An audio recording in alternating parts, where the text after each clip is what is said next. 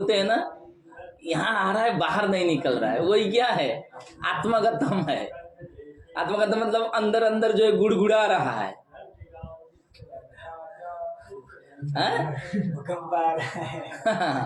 ठीक है, अंदर अंदर ऐसे लग रहा है कि हाँ यार ये बोलना चाहिए, मगर यहाँ नहीं आता है। लोग कहते हैं यहाँ आया, अंदर बाहर नहीं आया।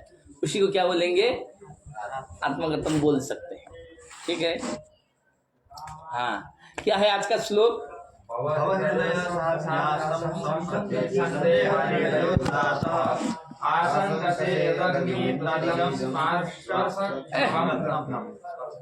स्पर्शक क्षमम रत्नम। क्या है? भव हृदय साभिलाषम संप्रति संदेह निर्णयो जातः आशंक से यद अग्नि। स्पर्शक क्षमम का अर्थ जान लीजिए, अगर कहीं आता है तो स्पर्शक क्षमम मतलब स्पर्श योग्यम। स्पर्शक क्षमम मतलब स्पर्श योग्यम।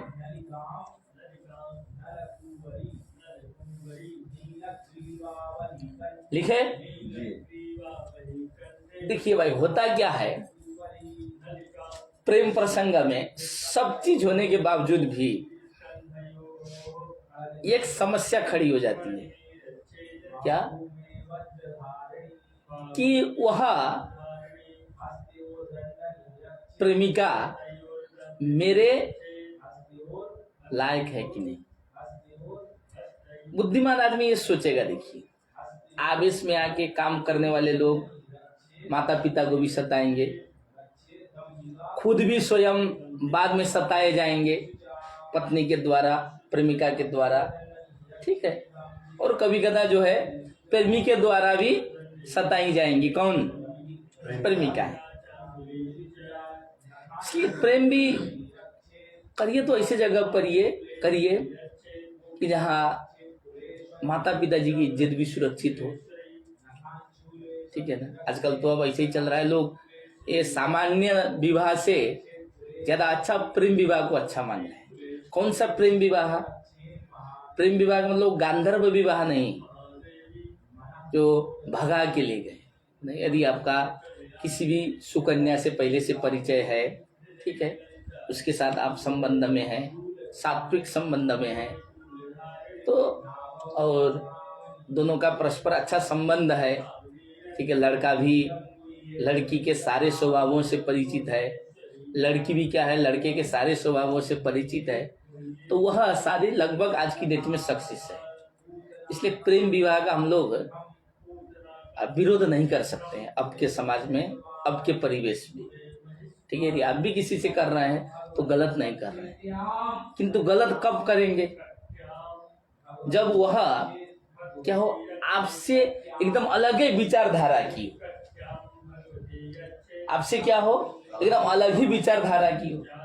मान लीजिए आप क्या है, आध्यात्मिक हैं, आप क्या है, आध्यात्मिक है भाई, भगवान शिव जी को मानेंगे, विष्णु को मानेंगे, लक्ष्मी को मानेंगे, महाभगवती महालक्ष्मी को मानेंगे। अब जिससे आप प्रेम कर रहे हैं, प्रेमिका है क्रिश्चियन, तब तो गलत कर रहे हैं ना आप। तब यदि आप प्रेम भी कर रहे हैं तो गलत कर रहे हैं। आपका तो कर्तव्य क्या बनता है कि जो क्रिश्चियन बन गई है उसको भी आप सनातन में लाइए। अगर आप क्रिश्चियन हो गए तब तो आप पतित हो गए। इसलिए धर्म के प्रति निष्ठा होनी चाहिए। धर्म के प्रति क्या होनी चाहिए? निष्ठा होनी चाहिए। इसलिए किसी ने बहुत अच्छा कहा है, धर्मो रक्षति रक्षित, तो यही है, धर्म की जो रक्षा करता है वो हमेशा जो है रक्षित होता है, ये तो यही है। इसका मतलब और एक चीज है, जानते हैं, धर्म की जो रक्षा नहीं करता है उसकी कभी भी रक्षा नहीं हो सकती है। उसका वास्तव में तात्पर्य यह है, हम लोगों को खाली क्या बताया जाएगा कि धर्म जिसकी रक्षा करेगा उसकी रक्षा हो जाती है। ये तो है ही है, ये तो अभिधेय है, ये तो सामान्य रूप से अर्थ निकला है। इसका व्यंग्यार्थ क्या है कि धर्म की जो रक्षा नहीं करता है उसकी कभी भी रक्षा कोई नहीं करता है। इसलिए अपने सनातन धर्म के प्रति क्या होना, निष्ठावान होना, ये हम लोगों का परम कर्तव्य है। आप क्या है, प्रेम किए, प्रेमिका जो है अलग ही कुल की है, इसमें आपकी इज्जत तो चली ही जाएगी, उसमें तो कोई दोहराई नहीं है, मगर कहीं ना कहीं जो माता पिताजी हैं उनकी प्रतिष्ठा पर भी ठेस पहुंचेगी ना। इसलिए आज तक क्या था, दुष्यंत को यही शंका थी कि भाई शकुंतला अच्छी है, शकुंतला को मैं चाहता हूँ, शकुंतला से मेरी कोई शिकायतें नहीं है, और वैसी कन्या भी नहीं है कि मैं शकुंतला की शिकायत करूं, मुझे शिष्ट भी लगती है, ठीक है, भले ही चीड़ के जैसे भी हो, पानी पिला ही दी, अतिथि सत्कार की है। भगवान कालिदास केवल प्रेमी और प्रेमिका का वर्णन ही नहीं कर रहे हैं, बीच बीच में सामाजिक संदेश दे रहे हैं भगवान कालिदास। जैसे मैं अभी पंक्ति एक बोला था ना, उससे क्या है, सामाजिक संदेश है कि घर में अगर कोई आता है तो कम से कम एक बार तो उसका सत्कार होना ही चाहिए, ठीक है। रोज आने लगा तो अलग चीज है, पहली बार अगर कोई पहुंचा है, दुश्मन भी पहुंचा है, लोग बोलते हैं ना, तो कहते हैं दुश्मन भी पहुंचा है तो पानी पूछना चाहिए घर में। अपने मित्र पहुंचे हो, अपने हितैषी पहुंचे हो, तब तो अलग बात है। भगवान कालिदास ये भी संदेश दे रहे हैं, जो आजकल की कन्याएं हैं, नारियां हैं, उनको संदेश दे रहे हैं कि यदि घर में, आपके घर में कोई पहुंचता है तो आप क्या करिए, पहले उस अतिथि का सत्कार करिए, पानी पूछिए, मीठा पूछिए, ठीक है, कुछ नहीं है गुड़ दे दीजिए, चाय दे दीजिए, ठीक है ना, हालचाल पूछिए, इतना तक आपका क्या है, व्यवहार है। इसके आगे फिर बहुत लगना नहीं है, ठीक है। पता चला उसी अतिथि के साथ बैठ के बहुत अच्छा करके हंसने लगी, तब फिर आपकी जो है मर्यादा कहीं ना कहीं खत्म हो जाएगी पहली बार, ठीक है ना। ये सामाजिक संदेश भी दे रहे हैं। तो इधर दुष्यंत जो है एक ऊहापोह में थे ही, ठीक है, सब कुछ ठीक होने पर भी उनको एक आशंका थी कि यार मैं हूं क्षत्रिय, क्या हूं, मैं क्षत्रिय हूं, ये जो है कण्व के आश्रम में है, कण्व ऋषि है, अगर ये मान लीजिए ऋषि की पुत्री होगी तो कण्व ऋषि की पुत्री होगी तो ब्राह्मणी होगी, और मैं क्षत्रिय पुत्र, यही समस्या थी इनको कि मैं क्षत्रिय पुत्र होके कण्व ऋषि की पुत्री को छू की स्पर्श करूं या न करूं, यह भ्रम था दुष्यंत को। इसलिए सब कुछ होने पर भी अभी तक प्रस्ताव बोलते हैं ना, प्रपोज डे होता है ना, वो 7 दिन वाले में, वो प्रस्ताव नहीं रख पा रहे अभी तक दुष्यंत। क्यों नहीं रख पा रहे हैं, क्योंकि अपनी दुष्यंत को भी अपनी इज्जत, अपनी मान मर्यादा की चिंता है, क्योंकि राजा है भाई। यदि मान लीजिए किसी भी लड़की से कह देंगे कि मैं तुमसे शादी करना चाहता हूं, लड़की मना कर दे कि बात, तब क्या होगा, तब तो आप उसके सामने कभी नजर ऊपर करके आप उसको ताक नहीं सकते हैं, शादी की तो बात छोड़ दीजिए, बोलिए। नहीं तो आज तक ना हर लड़की से जो है शादी का प्रस्ताव लेके जाते, तब तो क्यों नहीं जाते हैं हमारे युवा, इसलिए नहीं जाते हैं कि प्रत्येक युवा को अपनी मर्यादा की रक्षा बहुत जरूरी है। हर युवा अपनी मर्यादा की रक्षा करना चाहता है, बोलिए मदन जी। इसलिए दुष्यंत को ये जो है बड़ा भ्रम था। अब उसके बाद क्या हुआ कि जब बहुत भ्रम होता है ना विशाल जी, किसी से कह भी नहीं पाते हैं ना, तब आदमी क्या करता है, अपनी आत्मा से पूछता है। क्या करता है, ये प्रैक्टिकल चीज है, आप किसी भी चीज में लिखिए, प्रेमी प्रेमिका को लेकर के देखिए, अन्य किसी भी विषय को लेकर के देखिए, आप किसी चीज में बहुत चिंतन कर रहे हैं और आपको ये लग रहा है कि मैं क्या करूं क्या न करूं, यह आपको लग रहा है, तो आप अपनी आत्मा से, जो आपके अंदर स्थित भगवान है, जिसे शिव स्वरूप में, उससे आप पूछते हैं कि यार मैं क्या करूं बताओ। तो फिर एक न एक कोई निर्णय लेते हैं। अब वो निर्णय गलत नहीं होता है विशाल जी। अक्सर आप किसी जो है ऐसे विषयों पर आप फंसे हुए हों और भगवान शिव जी को पूछ करके यदि आप काम कर रहे हैं, जो अंदर में स्थित परमात्मा है उसको पूछ करके काम कर रहे हैं, तो आप कभी गलत नहीं हो सकते। ये भगवत कृपा है, ये शिव कृपा ही है, ये विश्वनाथ कृपा ही है। उदाहरण के तौर पर यदि आपको लगा आज की डेट में कुछ ऐसी परिस्थितियां आ गई कि मुझे घर भी जाना है और काशी में भी रहना है, ये दो मन है आपका, भाई किससे कहेंगे? कोई कहेगा कि काशी रहो, कोई कहेगा घर चले जाओ। भाई ऐसे ही लोग मिलते हैं, कोई समाधान देता नहीं है सही। कोई कहेगा अरे यार काशी छोड़ के घर चले जाओगे, क्या करोगे घर जाकर? कोई कहेगा अरे घर घर घर होता है यार, यहाँ क्या करोगे तुम? यही समस्या है, उसका समाधान कोई नहीं देता है। ठीक है, तो उसके बाद क्या करते हैं आप? परमात्मा से पूछते हैं अब प्रभु क्या बताओ। तो यदि काशी में रह गए बहुत अच्छा, काशी में नहीं रहे घर गए, अगर आपकी परमात्मा जो है अंदर में स्थित परमात्मा ने कहा कि घर चले जाओ बेटा, घर गए तभी अच्छा होता है। मतलब घर से सीधे अमेरिका की वीजा लगी है, तब तो अच्छा ही हुआ ना। बस इतना ही अंतर है कि जब भगवान की कृपा हो जाती है तो आप क्या हो जाते हैं? कृतज्ञ हो जाते हैं। जब भगवत कृपा हो जाती है तो आप क्या हो जाते हैं? कृतज्ञ हो जाते हैं। परसों एक श्लोक पढ़ रहा था मैं वाल्मीकि रामायण का, उसमें बहुत अच्छा लिखा था। कृतज्ञ शब्द याद करके मुझे आया कि सभी चीजों का प्रायश्चित्त है। उसमें लिखा है क्या मांस भक्षण भी करते हैं, मद्यपान भी करते हैं, तो इन सब चीजों का प्रायश्चित्त है। यदि आप कृतज्ञ हो जाते हैं तो उसका कोई प्रायश्चित्त नहीं, उसका आपको फल भोगना ही होगा, भोगना ही भोगना पड़ेगा। अवश्यमेव भोक्तव्यम।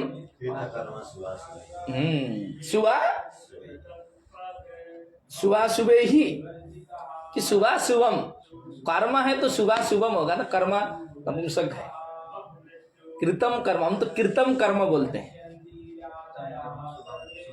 सुबह शुभम, शुभम कर्म अपि भोक्तव्यम, अब अशुभम कर्म अपि भोक्तव्यम। ठीक है, कर्म नपुंसक है, सुबह शुभम हो गया, वहां समास कर दिया होगा। ठीक है, उसके बाद भोक्तव्यम, इसके भोक्तव्यम भी नपुंसक बनाया। ठीक है ना। तो कृतज्ञ का कोई प्रायश्चित्त नहीं है। ठीक है, मैं बहुत देखा हूं, मैं माता वैष्णो देवी में था ना, तो मैं देखा लोगों की श्रद्धा, काम होने के बावजूद भी। मैं कई बार आप लोगों को बताया कि माता वैष्णो देवी के दरबार में माथा टेकते थे लोग, उसके बाद खाली इतना ही कहते थे। अगर उनको कोई फोन करके पूछा ना अगर कि कहाँ हो तुम, क्या कर रहे हो, अगर कोई पूछ लिया हो, अगर आप सुन रहे हो, तो बस इतना ही बोलते थे, बस माता जी को मैं थैंक यू बोलने आया था। वो सब कृतज्ञ है। काम होने के बावजूद माता जी क्या माथा टेकने जाते थे लोग। ये श्रद्धा थी।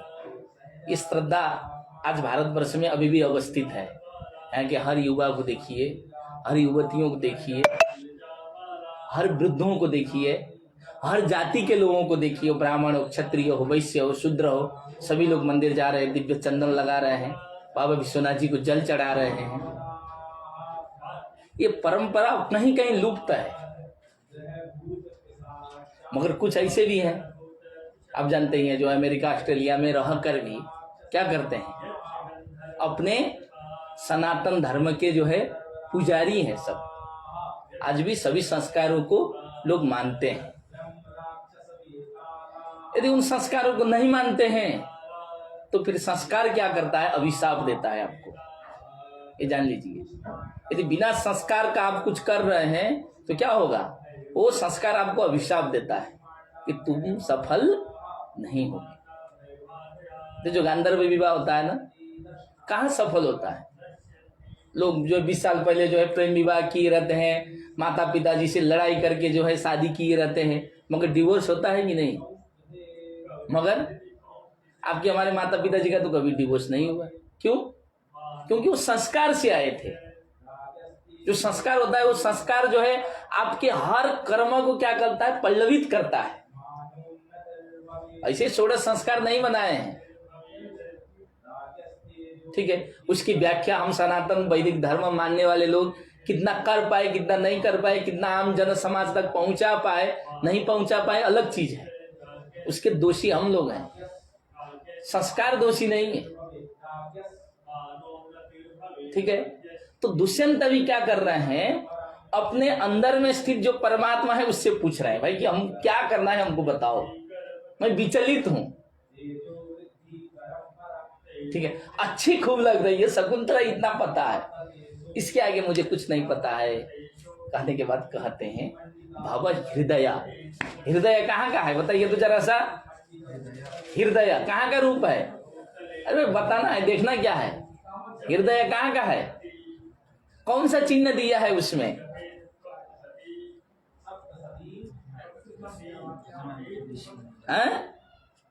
हृदय में कौन सा चिन्ह है बताइए ना। अच्छा आप लोग नहीं रखे, सब अब लिखे हैं, संबोधन का चिन्ह है हृदय में, भव तो क्रिया है। हे हृदय, हे हृदय, किसी से नहीं करना है ना, स्वयं चिंतन कर रहे हैं दुष्यंत, इसलिए अपने विदूषक को भी नहीं बता रहे हैं, विदूषक के अलावा वो तो कोई था ही नहीं, ठीक है। अनसुईया प्रियंवदा तो जो है शकुंतला की सखियां ही हैं, उधर की तरफ तो जाएंगे ही नहीं, तो स्वयं से पूछ रहे थे, तो स्वयं को मना रहे हैं, हे हृदय भव। हृदय के साथ भव का प्रयोग होगा कि नहीं, भव कहाँ का रूप है, मध्यम पुरुष। बताइए तो इसमें क्या उत्तर देंगे आप लोग, हैं? उत्तर क्या देंगे आप लोग उस समय, हे हृदय भव, यह वाक्य बनेगा, बोलिए बनना क्या चाहिए, बनना क्या चाहिए, पहले यही बोलिए, क्या बोल रहा है, बोलिए तो क्या, भावत्व होना चाहिए ना,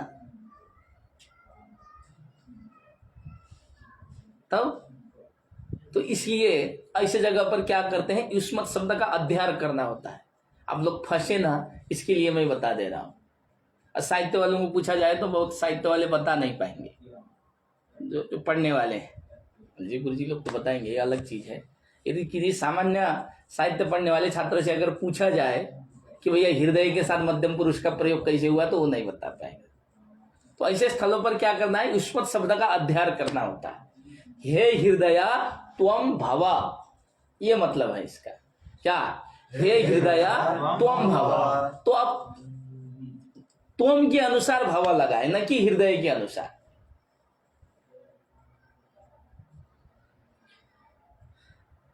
जैसे बोलते हैं असीमा अत्र आगच्छ, बोलते हैं कभी कभी, हम लोग गलती से भी बोलते होंगे, ठीक है, बोलना तो चाहिए आगच्छतु। यदि हम लोग ऐसा बोल रहे हैं तो इसका मतलब है कि वहां युष्मत् शब्द क्या है, अंतर्भूत है, हे असीम तुम अत्र आगच्छ, ये व्याख्या करनी पड़ेगी, नहीं तो हमारा वैयाकरणों का ही वाक्य अशुद्ध हो जाएगा, फिर पढ़ाएंगे क्या। तो ऐसे स्थलों में बचने के लिए क्या करना पड़ेगा, हे असीमा अत्र आगच्छतु, ठीक है। तो कहते हैं हे हृदय त्वम भव, हे हृदय तुम हो जाओ, क्या होना है, तो कहते हैं साभिलाषम। साभिलाषम मतलब इच्छा युक्त, साभिलाष का अर्थ क्या है, इच्छा युक्त हो जाए, क्योंकि अभी तक तो दुष्यंत अब संकोच में ही थे, ठीक है। संकोच में होने के कारण है बहुत कंट्रोल करके चल रहे थे अपने को, ठीक है, सेल्फ कंट्रोल, आत्मरक्षा, क्योंकि आत्मरक्षा नहीं करेंगे तब तो गड़बड़ा जाएगा ना, ठीक है। आत्मरक्षा बहुत जरूरी है। जो मेरठ की घटना हुई वो किस लिए हुई, आत्मरक्षा न होने के कारण। जो उस लड़की से जो शादी किया सौरभ था, अगर उस समय उसके माता पिताजी उसको मना कर रहे थे शादी मत करो, जबरदस्ती शादी कर लिया, उसका परिणाम क्या हुआ, आज हम लोग मीडिया में देख रहे हैं, 15 टुकड़े हो गए। वो किसका है, आत्मरक्षा। आपने अपने मन को कंट्रोल नहीं किया, माता पिताजी की बात आपने नहीं सुना, समाज को नहीं सुना, अपने परिवार वालों को नहीं सुना, अपने रिश्तेदारों को नहीं सुना। अब गलती केवल एक ही नहीं करते हैं और केवल एक ही लोगों का मन नहीं दुखाते हैं। आप कोई गलती करते हैं तो इस तरह की गलतियां होती हैं, उसमें आप माता पिता परिवार रिश्तेदार सामाजिक तौर पर आप जो है बहुत लोगों का मन खराब कर देते हैं। ठीक है, उस समय अगर सौरभ मान लिया होता अपने माता पिताजी की बात तो ये स्थितियां ना आती ना आज। ठीक है, हम लोग तो सुन ही रहे हैं, आप लोग सुन ही रहे होंगे कि उनके माता पिताजी मीडिया में आके कह रहे हैं कि हम लोग कह रहे थे बार बार कि इससे शादी मत करो। वो आत्मा रक्षा न करने का प्रभाव है। इधर जो लड़का फंस गया वो भी अपने की आत्मरक्षा नहीं किया, उसको सोचना चाहिए। तो आत्मरक्षा की बुद्धि भी तभी आती है जब सनातन धर्म में आप लगेंगे, हमारे वैदिक धर्म का अनुपालन करेंगे, तभी लगेंगे आप। उसके लिए भगवत भक्ति बहुत जरूरी है। इसलिए दुष्यंत अत्यंत स्थिरता के साथ कार्य कर रहे हैं। तो आज जाके कह रहे हैं क्या, हे हृदय त्वम साविलासम भव, हे हृदय तुम क्या हो जाओ, हे मेरे मन तुम अब क्या हो जाओ, इच्छा युक्त हो जाओ। क्यों इच्छा युक्त होना है? तो कहना है संप्रति संदेह निर्णयो जातः। क्या है? संप्रति अर्थात अब जाकर मुझे जो संदेह था, मैं इतने दिन से जो चिंतन कर रहा था उसका निर्णय हुआ। मैं बार बार सोच रहा था कि यदि क्षत्रिय कन्या नहीं होगी तो मैं शादी नहीं कर पाऊंगा, और ब्राह्मणी पुत्री होगी तो मैं कैसे शादी करूंगा।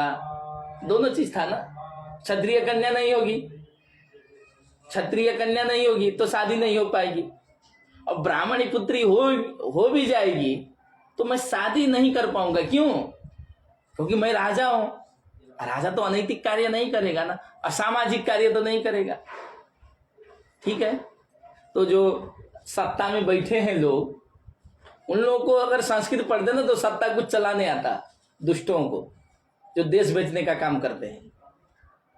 महाभारत रामायण हमारा ये अभिज्ञान शाकुंतल पढ़ते, इसी दुष्यंत की कम से कहानी पढ़ते, सालों को देश चलाने आता, जो देश बेच के टुकड़े टुकड़े कर रहे हैं। दुष्यंत इतना सोचा, संप्रति संदेह निर्णय हो जाता। अब आगे क्या कहते हैं? आगे बहुत अच्छा कहते हैं, आशंक से। क्या कहते हैं? आशंक से यद अग्निम, आशंक से यद अग्निम। अभी तक तुम क्या सोच रहे थे? अभी तक तुम क्या सोच रहे थे? इसको अग्नि समझ रहे थे। अभी तक क्या समझ रहे थे आप? अग्नि समझ रहे थे। क्यों? अग्नि समझेंगे तो क्या होगा? छू नहीं सकते। किसी ने उनको बता दिया था कि अरे तो कर्णों के आश्रम में है, ब्राह्मणी पुत्री है। विदुषक बता दिया होगा, जो मित्र होते हैं ना वो एक सब कान भरते हैं कि ऐसे मत करो, सब गड़बड़ा जाएगा, तुम्हारी सामाजिकता खत्म हो जाएगी। बताओ, लोग कहेंगे कि राजा जो है क्या है, भ्रष्ट पथ पर चल दिया है, क्या नहीं हो जाएगा, वहां की रानियां क्या कहेंगी। उसको ये था, तो अपने मन ही कह रहा है कि जो विदुषक मुझे कह रहा था कि जो है यह अग्नि है, ठीक है, यह अग्नि नहीं है, अर्थात ये अस्पृश्य नहीं है। ये क्या नहीं है? अस्पृश्य नहीं है। क्यों? क्यों अस्पृश्य नहीं है? आज जाके मुझे क्या हुआ है? संदेह का निर्णय हुआ है। वह संदेह का निर्णय कैसे हुआ है? मैं अपने अंदर में स्थिर जो परमात्मा है उससे पूछा हूं। इससे क्या लगता है? दुष्यंत बहुत सात्विक थे, अपने पूर्व जन्म पर विश्वास करते हैं, सनातन वैदिक धर्म के क्या है, अनुकर्ता हैं। अपने अंदर में स्थित परमात्मा को पूछ रहा हूं, मतलब आप यह मानते हैं कि प्रत्येक जीव के अंदर क्या है? परमात्मा है। यह संदेश दे रहे हैं महाकवि कालिदास कि उस समय का राजा कितना उदार था और उसका आदर्श क्या था। आशंक से यद अग्निम, वह अग्नि नहीं है, वह क्या है? तो कहता है परशक्षमम रत्नम। क्या कहते हैं? परशक्षमम रत्नम, अर्थात रत्न है। ये नहीं कहा कि स्पर्शक्षमम इदम करके छंद जो है पूर्ण भी हो सकता था, अन्य कोई शब्द भी जो है रखा जा सकता था। एक चीज जोड़ दिया शकुंतला के लिए, रत्नम। ये क्या है? स्पर्श के योग्य जो है रत्न है, अमूल्य रत्न है, अर्थात इसको छुआ जा सकता है।